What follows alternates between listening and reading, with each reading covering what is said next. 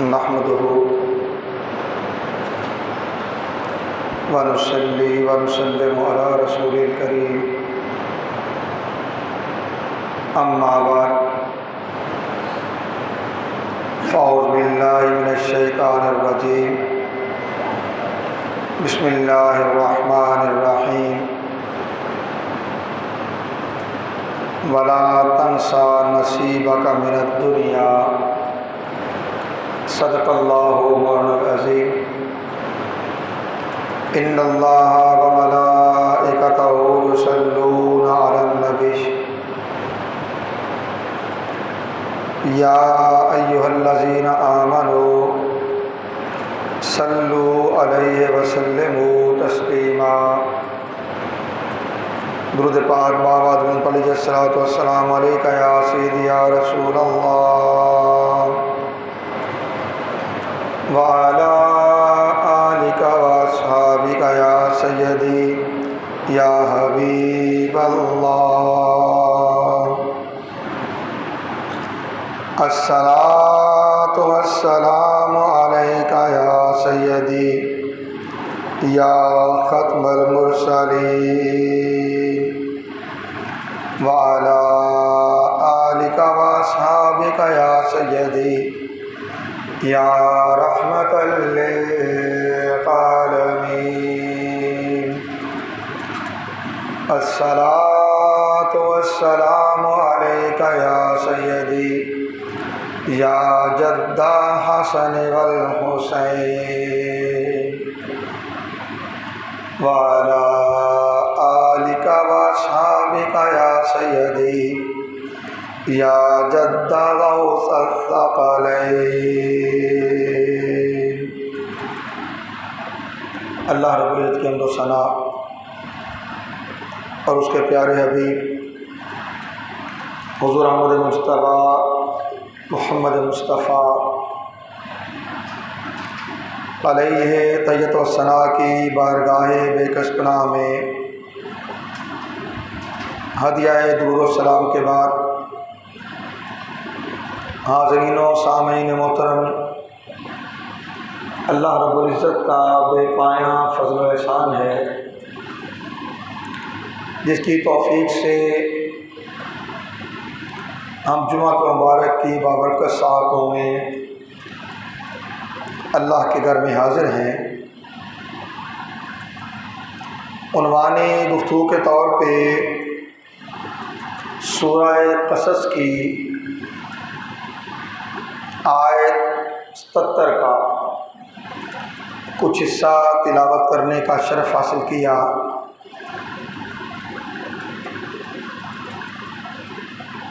जिसमें अल्लाह रब्बुल इज़्ज़त ने इरशाद फरमाया, वला तंसा नसीबका मिनद दुनिया, और दुनिया से भी अपना हिस्सा लेना ना भूले। दुनिया से भी अपना हिस्सा लेना ना भूले। इस मौजू के साथ आज आगाज़ कर रहा हूँ।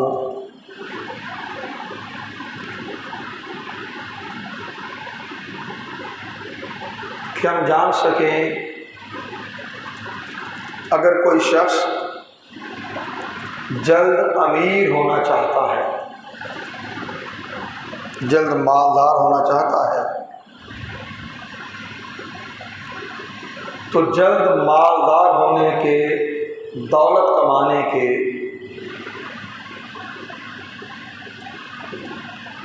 कौन कौन से तरीके हो सकते हैं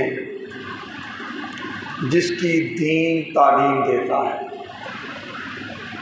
जिसकी दीन तालीम देता है, और उन तरीक़ों को, उन आदाब को अपनी ज़िंदगी में इख्तियार करके हम कैसे जल्द मालदार और अमीर हो सकते हैं, जल्द मालदार और अमीर हो सकते हैं। आज पाकिस्तान के मारूजी हालात में कोई कारोबार कर रहा है या कोई मुलाजमत पेशा है, वसाइल की कमी का शिकवा करता है और अखराजात के बढ़ने की शिकायत करता है।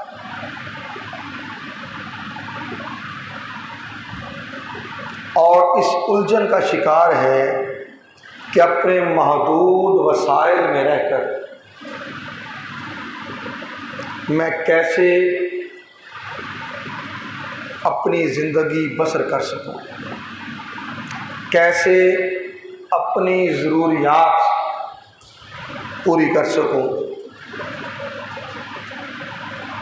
और माशरे का थोड़ा हिस्सा, एक कलील तबका ऐसा है जो मालदार है, साहिब सरवत है और उसे महंगाई के इस इंतहा को पहुंचने का भी कोई मलाल नहीं, क्योंकि वो इतना साहिब वसाइल है, इतना साहिब सरवत है कि इतनी महंगाई उसे परेशान नहीं करती, जबकि जो गरीब तबका है वो तो पहले ही गरीब, जो सफ़ेद पोश तबका के साफ सुथरा धुला लिबास पहनने वाला है, उसके लिए अपनी सफ़ेद पोशी बरकरार रखना ये मुश्किल हो गया। जिसे पहले मिडिल क्लास कहा जाता था, अब वो सफ़ेद पोशों में आ गए।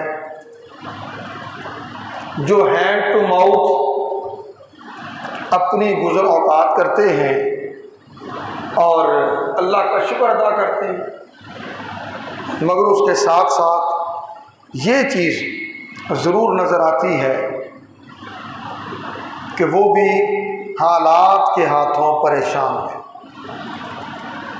हालात के हाथों परेशान है, गुज़र बसर मुश्किल हो रही है। सो इन हालात के पेश नज़र मुनासिब समझा कि हम दीन से कुछ ऐसी रहनुमाई ले सकें जिसकी बदौलत हम अपने रवैयों को, अपने अखलाक को, अपने मामलात को उस राह पर, उस डगर पर डालें कि जिसके ज़रिए हम अपने वसाइल भी बेहतर कर सकें और अल्लाह ताला की तरफ से भी अनायात का एक ख़ास एहतमाम हो जाए। अव्वल बात तो यही है कि राज़िक अल्लाह की ज़ात है, वही देता है और उसी के देने से पूरी पड़ती है। उसके सिवा कोई रास्ता ऐसा नहीं है कि जिस रास्ते से बंदा कुछ माल ले ले और समझे कि बस ठीक हो गया, मेरा मामला चलते रहेंगे। ऐसा नहीं होता। सूरह कसस में अल्लाह ताला ने इरशाद फरमाया, वला तंसा नसीबका मिनद दुनिया, और दुनिया में से अपना हिस्सा लेना ना भूलें। और दुनिया में हिस्सा क्या है? वो रिज़्क़े हलाल कमाना कि जिसके ज़रिए हम दुनिया की ज़िंदगी में अच्छे तरीके से अपने गुज़र औक़ात कर सकें, अपनी अच्छी गुज़र औक़ात कर सकें। यही वजह है कि अल्लाह रब्बुल इज़्ज़त ने अहले ईमान का जिक्र करते हुए उनकी दुआओं को बयान किया। व मिनहुम मैं यकूल रब्बना आतिना फिद दुनिया हसना व फिल आखिरति हसना वक़िना अज़ाबन्नार। और इन अहले ईमान में से वो भी हैं जो अल्लाह के हुजूर अर्ज़ गुज़ार होते हैं, ऐ हमारे परवरदिगार हमें दुनिया की ज़िंदगी में भी भलाई अता फरमा और आखिरत की ज़िंदगी में भी भलाई अता फरमा और हमें आखिरत के अज़ाब से महफूज फरमा। अब ये कौन लोग हैं? अल्लाह ताला ने फरमाया उलाइका लहुम नसीबुम मिम्मा कसबू वल्लाहु सरीउल हिसाब। यही वो लोग हैं जिनके लिए इनकी नेक कमाई में से हिस्सा है। रब्बना आतिना फिद दुनिया हसाना, ऐ अल्लाह हमें हमारी दुनिया की जिंदगी में अच्छाई अता फरमा, भलाई अता फरमा। हम दुनिया की जिंदगी अच्छे तरीके से बसर करने वाले हैं। ये कौन है? उलाइका लहुम नसीबुम मिम्मा कसब। यही वो लोग हैं जिनके लिए उनकी नेक कमाई में से हिस्सा है। और फिर अल्लाह ताला ने इस कायनात में हज़रत इंसान के लिए रिज़्क़ के बहुत से ज़राए, रिज़्क़ के बहुत से ज़राए पैदा कर दिए। इरशाद फरमाया अल्लाहुल्लज़ी खालक़स समावाति वल अर्द, वही अल्लाह है जिसने आसमानों और ज़मीनों को पैदा फरमाया। व अनज़ल मिनस समाई माअन फ़अख़रज बिही मिनस समराति रिज़्क़न लकुम। और उसी अल्लाह ने फिर आसमान से पानी उतारा, फिर उस पानी के ज़रिए से तुम्हारे रिज़्क़ के तौर पर फल पैदा किए।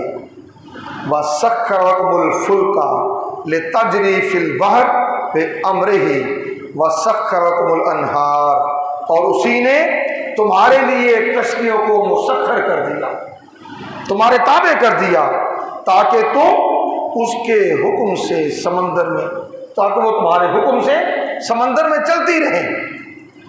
और उसने तुम्हारे लिए दरियाओं को भी मुसख्खर कर दिया, दरियाओं को भी मुसख्खर कर दिया। ये जो सारी चीज़ों की तस्खीर है, हर शय को हज़रत इंसान के ताबे किया। मकसूद क्या है? मकसूद ये है ज़मीन पर रिज़्क़ फैला दिया, समंदरों में रिज़्क़ फैला दिया, आसमान से बारिशें नाजिल करके तुम्हारे लिए फल पैदा कर दिए, पानियों में तलाशे रिज़्क़ के लिए कश्तियों को तुम्हारे ताबे कर दिया, नहरों को तुम्हारे ताबे कर दिया। अब क्या है? जुस्तजू करो, अज़्म हिम्मत बांधो, कमरे हिम्मत बांधो और रिज़्क़ की तलाश में निकल पड़ो, रिज़्क़ की तलाश में निकल पड़ो। हज़रत अबी हुरैरा रज़ियल्लाहु ताला अन्हु से रवायत है कि रसूल करीम सल्लल्लाहु अलैहि वसल्लम ने इरशाद फरमाया, बाज़ गुनाह ऐसे हैं जो नमाज, रोज़े, हज और उम्रे से भी माफ़ नहीं किए जाते। नमाजें पढ़ ले, रोज़े रख ले, हज कर ले, उम्रे कर ले, वो गुनाह माफ़ नहीं होते। साहबा ने अर्ज़ किया, या रसूलल्लाह सल्लल्लाहु अलैहि वसल्लम, फिर इन गुनाहों को कैसे साफ किया जा सकता है? इन गुनाहों को कैसे साफ किया जा सकता है? रसूल कौनैन सल्लल्लाहु अलैहि वसल्लम ने इरशाद फरमाया, गम, तकलीफ और दुख उठाने से। गम तकलीफ और दुख उठाने से। ये गम तकलीफ और दुख किस चीज़ का उठाना है? गमे रोजगार, गमे रोजगार, दुख और तकलीफ, वो मेहनत, वो मुशक्कत, वो जुस्तजू, वो तमन्ना जिसे जिस्म के साथ लगाना है और तुम्हारे लिए रिस्क मिलना। और फिर एक और हदीस पाक है, रसूल कौनैन सल्लल्लाहु अलैहि वसल्लम ने इरशाद फरमाया कि जो कोई अपने दिन भर के काम काज की वजह से थका हारा अपने घर में दाखिल होता है, अपने घर में दाखिल होता है, तो उसके गुनाह माफ़ कर दिए जाते हैं, उसके गुनाह माफ़ कर दिए जाते हैं। अब ये गुनाह माफ़ क्यों हो रहे हैं? इस वजह से कि उसने दिन भर मजदूरी की, दिन भर मेहनत की, रिज़्क़ हलाल कमाने के लिए जिद्दोजहद की, तकलीफ़ उठाई, दुख उठाया, पसीने से शराबूर हुआ।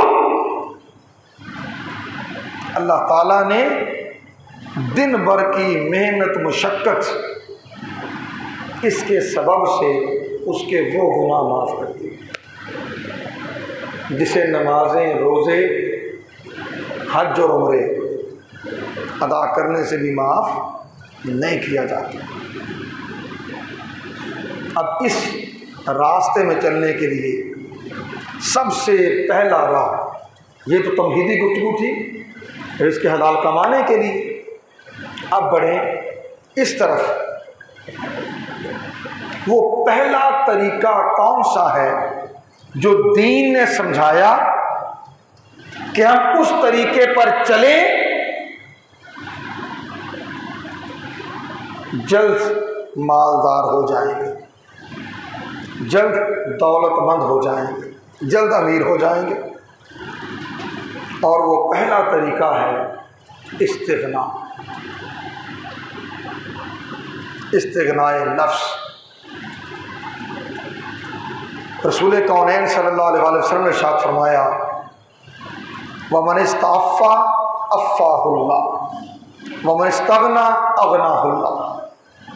अगर कोई पाक दामन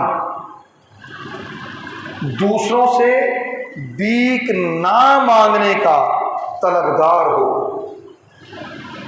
अगर कोई पाक दामन दूसरों से भीख ना मांगने का तलबगार हो, तो अल्लाह ताला उसे पाक दामन रखेगा,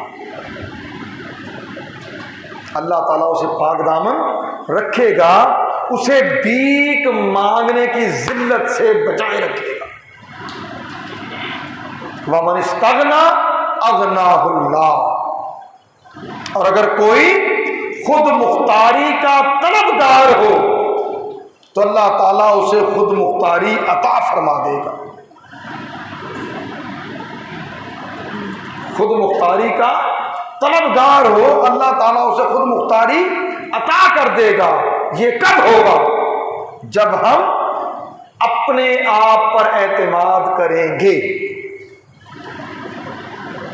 अपनी सलाहियत, अपनी मेहनत, अपनी जुस्तजू और अल्लाह पर तवक्कुल, अल्लाह पर भरोसा कि बेहतरीन राज़िक वही है, वही देता है, वही देगा। और लोगों के सामने ना हाथ फैलाएंगे, ना लोगों से उम्मीद रखेंगे। जब तक बंदा दुनिया में सहारे ढूंढता रहता है, अपने कदमों पे खड़ा होना नहीं आता। बड़ी सादा सी मिसाल है, छोटा बच्चा है ना, छोटा बच्चा वो बैठना कब सीखता है?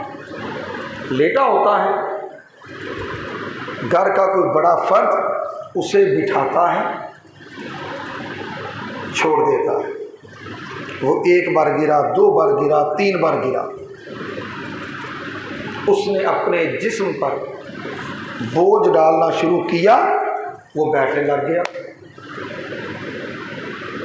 बच्चा बैठने लगा, फिर क्या है, उंगली पकड़कर खड़ा कर दिया, उसे चलाने की कोशिश की, उसे चलाने की कोशिश की। जब तक उंगली पकड़कर चलाते रहे, बाजू पकड़कर चलाते रहे, वो डरता डरता चला। फिर जब हाथ छोड़ने लगे, उसने अपने पांव पर खड़ा होना सीखा, पांव पर खड़ा होना सीखा, खड़ा होने लगा, फिर आगे चलाने की कोशिश की तो शुरू में सहारा और फिर वो खुद चलने लगा। बड़ी सीधी और सादा मिसाल है और हर घर की है। चलना कब सीखेगा? जब दुनिया का सहारा टूटेगा। जब दुनिया से उम्मीद रखेंगे, बंदों से उम्मीद रखेंगे, फलां मेरी मदद कर दे, फलां मेरी मदद कर दे, फलां मेरा ख्याल रखे, वो बड़ा अमीर है, मालदार है, उसे पता होना चाहिए कि मैं गरीब हूं, मेरा गुजरात नहीं होता, सो वो मुझे दे। वो कब तक दे? वो कब तक दे? एक बार, दो बार, चार बार, 6 बार, 10 बार, ठीक है। आखिर क्या है, बंदा थक जाता। अपने हालात वैसे नहीं रहते, मगर बात क्या है, जब बंदा खुद अपने कदमों पर खड़ा होगा, अपनी किफालत खुद करने की तरफ आएगा, अपनी मेहनत, अपनी मुशक्कत, दुख उठाना, तकलीफ उठाना और रोजगार मुआशरे में तलाश करना, इस तरफ आएगा, तो अल्लाह का निज़ाम क्या है, वमन इस्तगना अगनाहुल्लाह। जो खुद मुख्तारी चाहेगा, जो खुद कुफारती चाहेगा, अल्लाह उसे खुद गफील करेगा। सहारे ढूंढेगा तो फिर सहारों पे चलेगा, ना अपनी सोच ना अपना अमल। नतीजा, ना सर पे पड़ी, ना सोचा, ना अमल किया।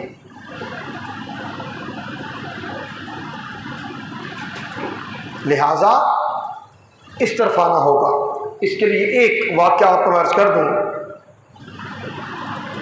हज़रत अनस बिन मालिक रज़ियल्लाहु अन्हु बयान करते हैं कि जब मदीना तैयबा हिजरत करके महाजिरीन मक्का पहुँच गए तो रसूल कौनैन सल्लल्लाहु अलैहि वसल्लम ने हज़रत अब्दुर्रहमान इब्न औफ को साद बिन रबिया अंसारी उसका भाई बना दिया। जो मुआख़ात मदीना हुई थी, उस मुआख़ात मदीना में अब्दुर्रहमान इब्न औफ को साद बिन रबिया अंसारी उसका भाई बना दिया। हज़रत साद बिन रबिया रज़ियल्लाहु ताला अन्हु, उनकी 2 बीवियाँ थीं, उनके पास माल और असबाब भी थे। उन्होंने क्या किया, अपना माल आधा किया और आधा माल अपने भाई साद हज़रत अब्दुर्रहमान इब्न औफ को पेश कर दिया और साथ ये तजवीज़ भी रख दी, मेरी 2 बीवियां हैं, जो तुझे पसंद हो मैं उसे तलाक दे देता हूँ, तुम उससे निकाह कर लो, तुम्हारा घर आबाद हो जाएगा। ऐसी कुर्बानी तारीख में हज़रत अब्दुर्रहमान इब्न औफ, उन्होंने कहा कि आप सलामत रहें, आबाद रहें, अल्लाह ताला आपको अपनी बीवियों के साथ और मालो असबाब के साथ खुश रखे, आप मुझे सिर्फ बाजार का रास्ता दिखा दें, आप मुझे सिर्फ बाजार का रास्ता दिखा दें। उन्होंने बताया ये मार्केट है, ये बाजार है, ठीक है।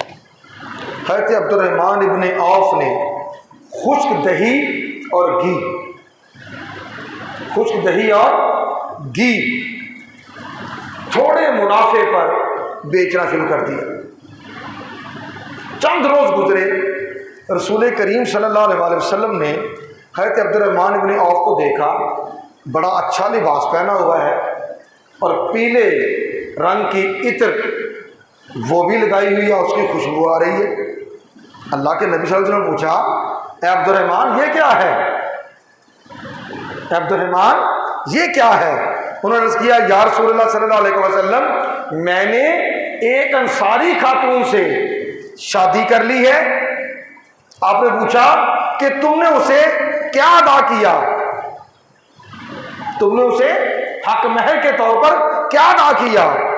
अर्ज़ किया, या रसूलल्लाह सल्लल्लाहु अलैहि वसल्लम, एक खजूर की गुठली के बराबर सोना, खजूर की गुठली के बराबर सोना, वो मैंने उसे दिया। ठीक है। अल्लाह के नबी ने फरमाया, अच्छा ये बात है, तो फिर ऐसे करो कि वलीमा करो,